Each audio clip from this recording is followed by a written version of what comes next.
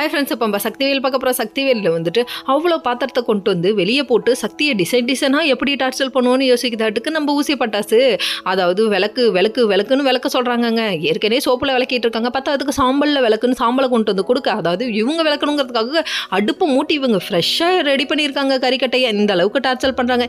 இப்படிலாம் மாமியார் மருமகளை கொடுமைப்படுத்த முடியுமாங்கிறதுக்கு உதாரணமாக இவங்களால் மட்டும்தாண்டா இருக்க முடியும் சாமி அப்படிங்கிற மாதிரி இருக்குது. சரி, டிசைனாக யோசிக்கிறடா, நீ யோசிடா, இவ்வளோ தாண்டா யோசிப்பா அப்படிங்கிற மாதிரி இருக்குது. அந்த டைம் பார்த்து ஆஃபீஸ் கால் வர, அதுக்கப்புறம் எடுக்க உங்கள் மல்லி பார்த்தான் எப்படி இருக்காருன்னு கேட்க அப்படியே வெக்கப்பட்டுக்கிட்டு இவங்க குனி, ஐயோ ஷேம் பப்பி ஷேம் அப்படிங்கிற மாதிரி தாங்க இருக்குது. அதுக்கப்புறமா அத்தை இருக்காங்க வையன்னு சொல்லிட்டு ஃபோனை கட் பண்ணிட்டாங்க. அதுக்கப்புறம் இவங்க ஆர்டிக்கல் எழுதணுமேன்னு சொல்லிட்டு மேலே வர, கையை பாரு இப்படி இருக்கு வீங்க வேலை அப்படின்னு சொல்லிட்டு காமிக்கிறாங்க. அப்பன்னு பார்த்து நீ குண்டா இருக்க அதனால அப்படி இருக்குங்கிறாங்க.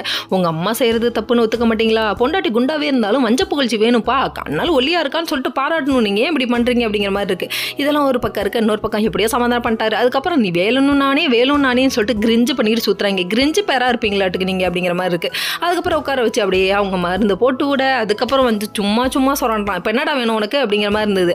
அதுக்கப்புறம் உட்கார மூலையில் எனக்கு ஆர்டிகல்ஸ் எழுதணும்னு சொல்ல, அந்த டைம் பார்த்து ஒரு பிரச்சனை வருதுங்க. நம்ம வேலைன்னு தேடி வீடு தேடி வருது, யாரா அது அந்த வேலை அப்படிக்க வர்றது அப்படின்னு சொல்லிட்டு எட்டி பார்த்தா, நான் சீமனையை ஊற்றிக்கி கொளுத்திடுவேன் அப்படின்னு சொல்கிறாங்க. அடே கொளுத்திக்கிட்டா பண்ணி மஞ்சோயா அப்படிங்கிற மாதிரி இருந்தது. அதுக்கப்புறம் சிக்கல் சோபதி அந்த பிரச்சனையை தீர்த்து வச்சுட்டாருங்க. இதுக்கு பிரச்சனைக்கு மூல காரணம் யாருன்னு பார்க்குறீங்களா? நம்ம தென்னரசு தம்பி தான். கண்ணா உனக்கு ஒரு நாள் ஆப்பு இருக்குது. Okay friends, next